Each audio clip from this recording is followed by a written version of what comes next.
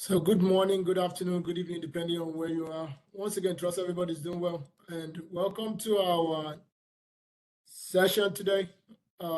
This is our question and answer session, which we have the first Saturday of each month.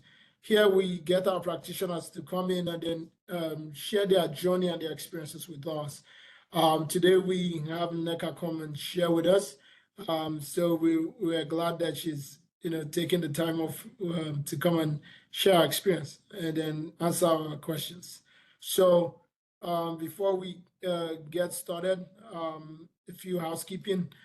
Just in case you want to remember that the session is all recorded, is online via WebEx.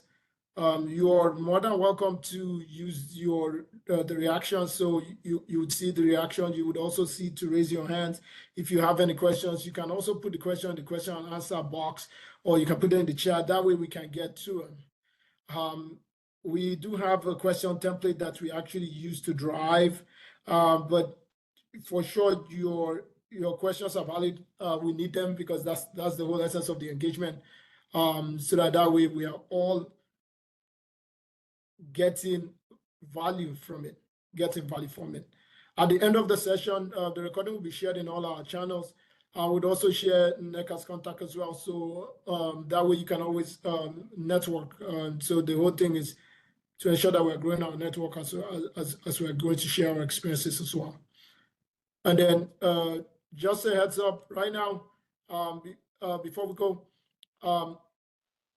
currently there is the October Fest that is going on within that ServiceNow environment. You can go ahead and this officially started on the 1st of October. It's going to run through to 31st. There was a blog post about it. There was also a session as well, which was the developer advocates did share about it. What it is to promote open source and partnership.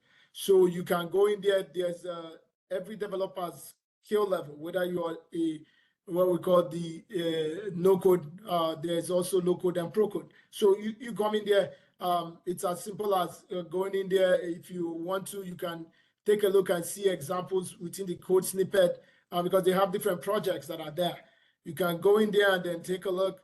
All it is you go, they have 3 projects there. They tell you that you need to submit 6 pull requests. All these requests would be acceptable between that 1 month period. The whole idea is you are going to know how to use the different repositories, whether it's GitHub, GitLab, and then you can connect. So you can take a look at, joining that. It's as simple as submitting an application idea. It's as simple as going to code snippets, seeing the ones that don't have examples, and then putting an example because ServiceNow already go to the product document, you will see it, just refine it. And then you go ahead and take a look. We do have these amazing practitioners within our ServiceNow space who are helping to maintain the and respond to people's pull requests. You can go sign up on the DigitalOcean, who are the prime owners. ServiceNow is collaborating there as well. Go take a look. There's a lot of rewards there. ServiceNow is also going to be offering, DigitalOcean is going to be offering as well. Once you have that set up, you can go ahead and get plugged in and then do your different requests really quickly, really fast. So you have a month to do it. It's about 4 weeks or so. But go ahead, go there and then knock it out. Go ahead, go knock it out. That's that already. Zurich release is out there, general availability. So you want to go in and then make sure that you have your PDI. You can go ahead and upgrade it. All right. So just in case. So if you're not in one of those latest and greatest, go ahead and make sure. So if you're in earlier than Yokohama, say Xanadu, you can go ahead jump to Zurich. But yeah, just make sure that you're taking advantage of the available resources there, seeing the changes based on the products, and then you go ahead and kick it in. Just as an FYI. So, Neka, thank you for coming in early. The floor is yours. We always start out with our questions. So let's get to meet you a little bit about yourself. Um, and then that way we can kick us off. Thank you. Yes, thank you. Good morning, everyone. Thank you for having me. A little bit about myself. I didn't start in the IT field. I started as a policy personnel. So I have a degree in economics, international and comparative politics, and my master's is from Columbia University, where I studied international affairs. So I wanted to work in the UN, did some work with the UN, realized that I didn't want to do that anymore. I wanted to work from home. And so by working from home, this was what brought me to the IT field. Started with IT audits. I did a little bit of business analysis and found my way into ServiceNow. And so right now, I've been in the ServiceNow space for a while now, for several years, where I have my certification in ITSM, HRSD, IRM, and right now I'm trying to branch into the SPM field of ServiceNow because I like the organization and project management part of it. I think, yeah, beyond development, I'm passionate about like bridging gap between like technical functionality and business outcomes. So like thereby ensuring like solutions are truly deliverable and valuable. Good stuff. Awesome stuff. And that's so true. NECA has let us know. I mean, it doesn't depend on where you start out, right? Sometimes you might be working in UN or doing economic policy, and then you can end up in IT. And then she told us her kicker that she wanted to work from home. So have more time, right? More me time, more family time. Good deal. Exactly. Good deal. Good deal. I don't see any questions in the chat yet or any raised hands. So the next one is, what do you do outside of work to rest and recharge? What do you do outside of work to rest and recharge? Um, for me right now, sleep is very important to me right now because I just had a baby.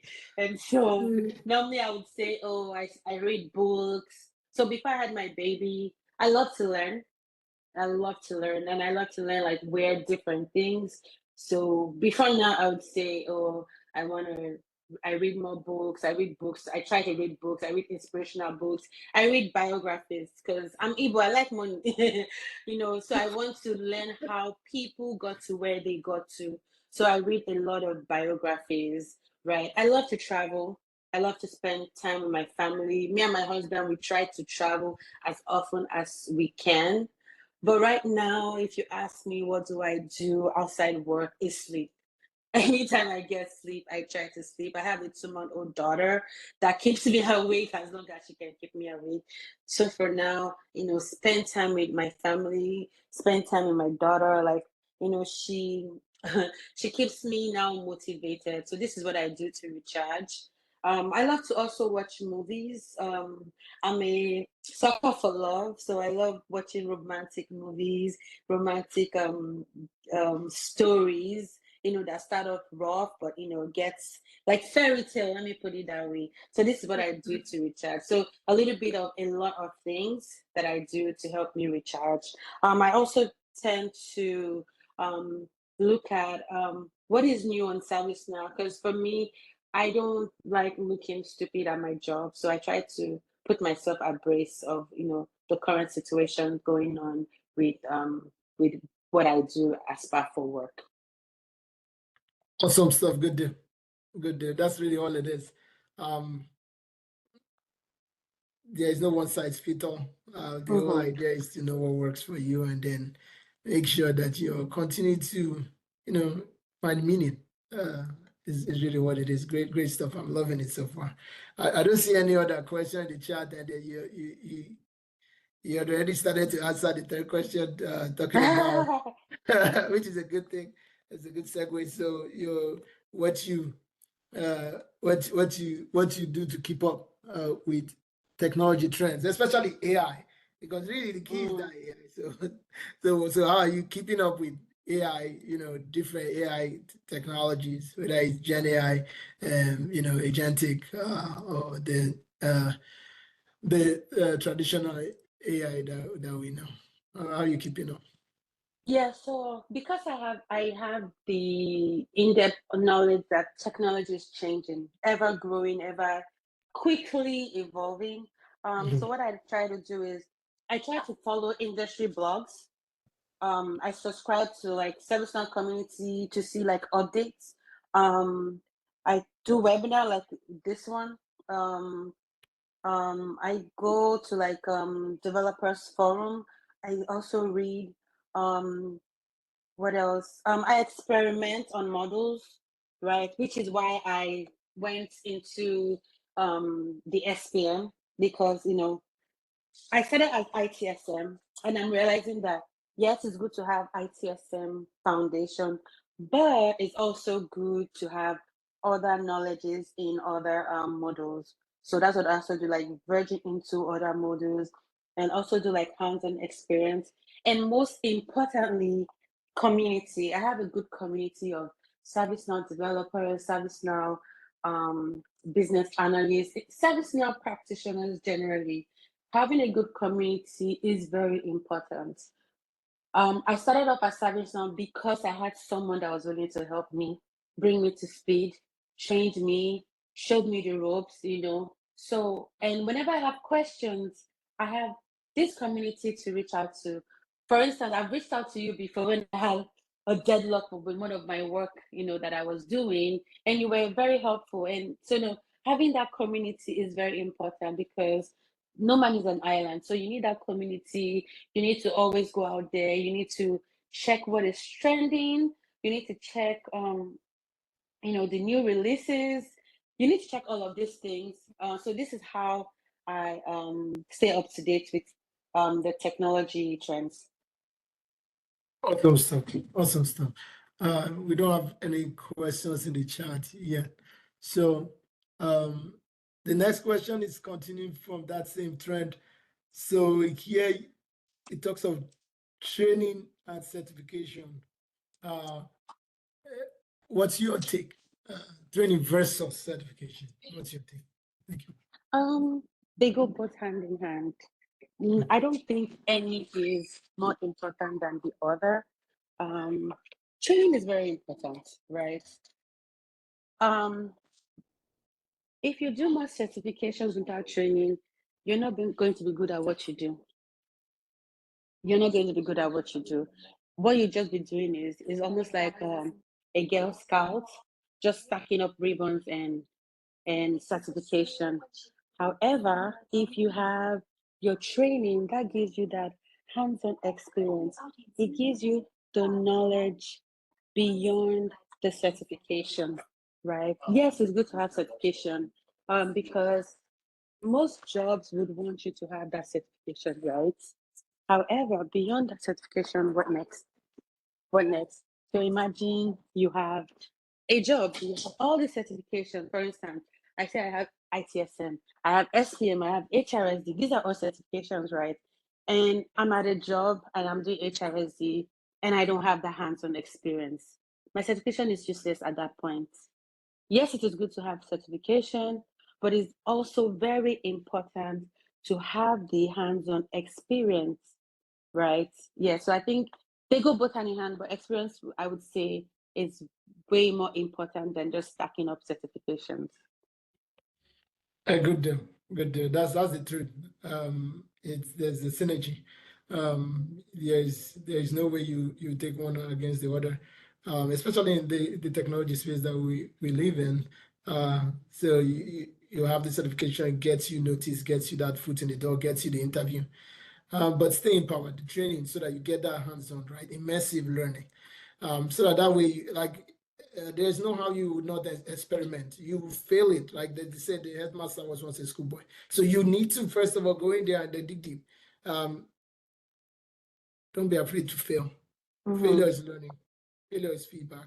Failure is growth. Because if you fail it one time, you would see innovative ways, right, to make magic happen in this technology space. Good deal.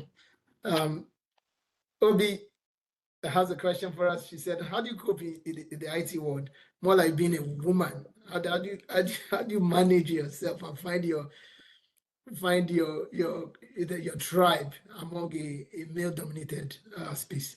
I think being a woman is actually to our advantage because me and Obi, we used to work in a male-dominated project, and you find out that they listen to you. They want to help you, right? They want to help you. Let's say you're having like issues, they want to help you because they see, oh, she's a woman in this IT field. But it can also be a downside because it also means that you have to prove yourself. So, for instance, you have a situation where you have the same situation between a male and a female. It just automatically feels like they believe that the male can do it. And the female, that woman, has to prove herself that she can do it. That's what the things, the obstacles that we face as women, because they see us as women. They feel like in a male dominated field, they feel like we're not up to the task, so we have to now do more work to show that, you know what, I'm up to the task like my male counterpart. However, times are changing. We're having more women in the IT field, so that how do I put it? The way we're being seen, that stereotype, it is dissipating. It's not as much as it used to be. So yes, being a woman in a male-dominated field has its pros and cons. You have men that are willing to help you, and then you also have this other side where people think that, oh, she's a woman, because she's a woman, she's not as good as. And I have an example. I had a male um, co-worker, a colleague that wasn't good in JavaScript. I'm a little bit good in JavaScript, right? And automatically, I had an issue, a scenario, and they said, "Oh, tell this person to help you with the JavaScript." And I'm like, in my head, I'm like, even the JavaScript, and I know it better than this person that you're sending it to. And they were able to say that because they feel I'm female, and because I'm female, I don't have this in-depth understanding. So yeah, we take it the way we see it, and it also helps. It pushes us, when people, your coworkers are expecting you to be more than you should be. It helps us. I see it as a driving force for me to want to be better and improve my skill, improve my knowledge, so that I can show myself and show that yes, I'm good at what I'm doing. So yeah, it's a two-way street. It's a two-way street. It's a two-way street. The thing is, it's showing up for yourself. There's nothing beats that. But I beg to differ in one way. This is and here's why. Right, my wife knows I push her a lot. All right, so the reason being this, you have to show up for yourself, right? Yes, it's like doing it times two. But a woman is always kind of like wanting to be sure of it. She's not wanting to explain. She wants to know it. But the guy would take half knowledge and he will run with it. So that's the thing. The woman wants to be like extremely sure before she tries. That's the only difference. But other than what everything you said is true. But that's the thing. Failure is part of the journey. But they want to know, like they don't want to sound funny or foolish. But the guy will say rubbish. Exactly. But that's the point. That's the thing. So it's show because up men for get you. over, they get away with these things. We cannot get away with it. That's why we want to be sure. A man can get away with just flexing and finessing. We can't get away with it because there's already this stereotype that is surrounding us. So that's why we want to know, we want to be sure, and want to be very good at it. Yeah. Which is true. But at least there's a lot of women community, women supporting women. So you guys showing up in the workplace. And the truth is, if it's a woman that comes now, or a man coming to ask a woman for help, they will provide it. Or if it's a woman, the other way around too as well. A woman might be asking a man for help. He will provide it. But if it's another man that is providing for help, he has to be in a good position to want to give that help. Because if not, he would not have that listening ear. It just happens, but swings both way. That's just really what it is. It swings both way. No other questions in the chat. The next one is a good one too. It talks about generalizing versus specializing. What's your take? Do you want to be generalist, where you do, you do the whole platform, you're the platform owner, right? Or do you want to be a specialist? You want to pick those, niche areas? What do you think? Um, I think both of them have merits, right? And it depends. But with the way service now is going and with the way projects are going, being a generalist is safe. What do I mean by that? I'll give an example. So, like I said, I started with ITSM, right? So when my project finished, they were going to put me in another project. It wasn't an ITSM project. It was an ITAM project. I didn't have any experience in that. But guess what? I went into it, I studied, took the certification. Then after that project finished, another project came and it was IRM. I don't have experience in IRM. I went again and studied IRM. So in this instance, generalizing would help you because you have a little bit of experience in everything, in all of these models, right? But specializing gives you that ground, that footing. It's almost like you take this thing, you put it, you digest it, and you own it. That's what specializing does.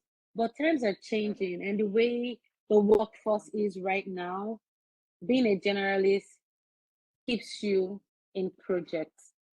Being a specialist, if there's no project for that model that you're specializing in, then what next? What would you do? So I would say both of them, depending on the timing, depending on the job market, both of them are really good. But for me, I'll do right now with what is happening in the US and the job market, especially with government contracts, I would say a generalist is safe right now. Good deal. Good deal. Like I said, there's no right or wrong answer. It's based on perspective, which is so true. Your experience level, or it depends when you're starting your career. Um, it will be for you to, and then your work organization, if you're working for consulting, things like that, or if you're working for partner organizations, things like that, then for sure, journalists will keep you, the tap running. You would always have a job, right? You won't be on the bench where they can choke you out. So that would be a great thing. And then it means constant learning, constant evolving, right? Which some people don't like, right? But it's you need to, especially in IT, it's not like before where our parents, right? You come in, you stay 10 years, 20 years in one career. No, you need to continue to learn and evolve so that where it is, especially within that technology service now, or technology sales or whatever, you are keeping up. So that will always give you one. Specialists as you go along, for sure, is where you want to niche out. Some people even start out by niching out, but when you do that, you peg yourself into a hole, because it means that there must be a lot of job for that particular niche area. Because if there is not, then you'll be hamstringed, right? So where you are in your career, if you're starting out doing a lot of, just keep getting the project, getting the knowledge, because it becomes that subject matter. So there's one balance we call generalizing specialist, which is a sweet spot in the middle, which means you just pick a handful of models. Like for me, I always talk about the engagement layer. So ITSM, HR, customer service, field service, all of those kind of things that really engage with the customers. And then I look at AI, right? Because that's where everything is now. So look at AI and how all of that kind of like, pushing or driving the needle or the conversation. So so that way, deliver those solutions and really keep abreast with what's been happening in the market. But right now, if you're in the government space, for sure, you want to be a generalist, anything that they have, just get on it, because if not, you're going to be in the bench, and before you know it, you're out of a job, for sure. Nafisat gave a good question. She said, how have you been balancing motherhood and work influences, the way you approach your role and prioritize the task? So how has motherhood been, either a deal breaker, or how has motherhood really propelled you?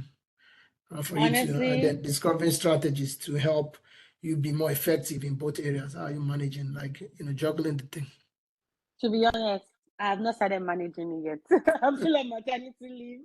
So by the time I get to that bridge, I'll cross it. But however, I already have a process running with my spouse.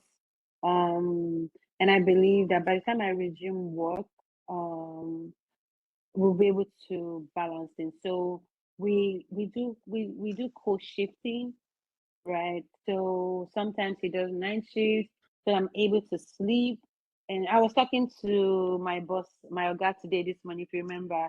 I was telling you that he did night shifts yesterday so that I can sleep, right? So that's what we do now. We change shift. However, what I'm thinking that I'm going to do once she comes, I work from home, which is a blessing for me. She can stay in the office with me. She has her swing, you know. I can keep, trying to study, keep myself abreast of, technology changes. She just basically stay in the office with me. My husband works from home too. Um, if I need help with the baby, we can always, switch. That's what we're thinking of, doing. But for now, I'm just enjoying having her and, just enjoying my maternity leave. I don't go back to work until November. So yeah. Good deal. Huge stuff. Congratulations, once again on the Thank you. baby. And then it's a lot of work. It's another human that you have to, be responsible for. Oh But yeah. having that support speaks them, having your spouse there, having your family, nothing beats it. And then, with the IT, you're already having your process already. So you already have it already like Mm-hmm. locked down, kind of like juggling it or making it work for now. But yeah, that's one of the things that we miss from, being back home, because we grew up with A extended whole family, so we village. always had support and stuff. Yeah. So out here we're missing that for sure. So any type of help, once you can make it work. Yeah, I don't see any other questions there in the chat. So we always start with any words of advice for our members trying to break into this IT career, or how they can, if they're already in it, how they can grow their career, or also looking at the pretty much stagnant job market, if you will, kind of like it's less jobs being, people are kind of like hanging into their jobs, no more, the regular, September where there's a lot of, or the last quarter where there's a lot of job hiring and stuff. The projections are really slow, comparatively. But they say it's stagflation, so let's see how that works. But what's your advice? What would you uniquely, especially for women, what would you uniquely tell them? So that way we Um, can close this up. if you're just starting off, the first thing I would say is start with the fundamentals. Like they say, little drops of water builds an ocean. If you're going to service now developer, start with CSA, understand the platform, start with being an admin, take your CSA certification, and then the first CIS I would advise to take would be the ITSM. That gives you like a foundation. However, if you're already in, I would say keep growing, keep learning. Things are changing, especially with technology. Technology changes so fast. Now we have AI. Um, don't just take the normal classes. Now start infusing AI into the classes that you take, right? Because in nearest future, the most jobs that we will get will be surrounding AI. For instance, if let's say you're third party risk management, you want to know third party risk in terms of AI. With service now, Gen AI, you want to, just change with technology. Don't get left behind. Also have hands-on experience. It really matters. Hands-on experience really matters. You can get hands-on experience with your job. You can get hands-on experience with your PDI. I play with my PDI a lot. Sometimes I just go on YouTube, I watch videos, and then I go to my PDI and I build it just to see that I can do it. Because especially with consulting, sometimes your job can be redundant. It might just be, there was one job I had, I was just creating catalog item and maintaining and just adding fields and adding, that was all I was just doing. If I wasn't still learning, that job would have made me very redundant. The only thing I would just know is to be adding field to I was just doing catalog items. That's all. I didn't even do workflow. I didn't do nothing. It was just catalog items, right? Networking is so important. Network, join groups, attend webinars, mentorship. I cannot emphasize mentorship because again, no man is an island. You need a mentor. In fact, you need series of mentors. You need people that have been in this game, people that are very vast in this IT field to mentor you. I don't think anybody can really go far without a mentor. I've been in America for a long time. And then when I started having mentors, I started seeing that I was going far. Without having, when I didn't have mentors, I was struggling. I didn't have people to ask questions. I didn't have the right, I have to even put the word, the right mentors. I had mentors then, but I didn't have the right mentors to put me through the things that I needed to know. The mentors that I had didn't know these things, but they taught me what they knew. So you need the right mentors. You also need a community. I cannot emphasize having a community. You can't go far or fast without a community. My mom used to say something, and my husband says that a lot, right? You learn from those in front of you, right? I always tell my siblings, have made mistakes so that you don't have to make this mistake anymore. I'm the sacrificial lamb, and this is what the community does. This is what mentorship does. These people have been there. They've made this mistake, and a lot of them would not want you to make that mistake. So they carve a good path for you. Community, you have vast resources with community. Um, stay curious. Stay curious and stay adaptable. Technology is changing, right? So you have to constantly embrace the change and you have to learn new things.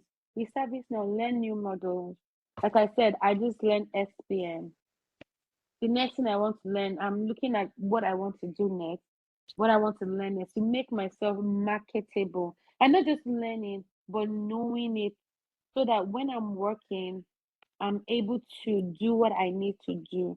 And we have all of this service now is so good that you have the university right now where there's so many courses that you can learn.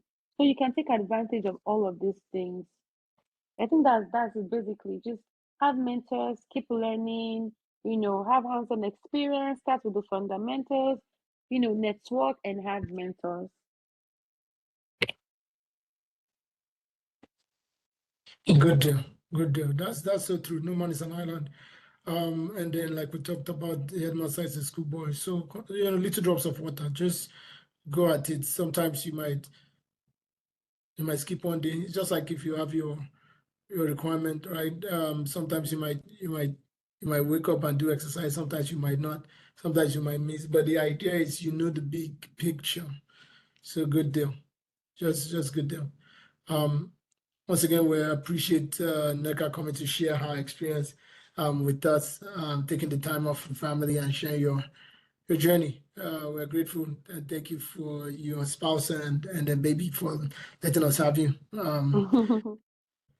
We are glad that you are able to come and then share your nuggets. Do we have any other questions in the chat or anyone that wants to, put a thing or two before we close us out? We're done.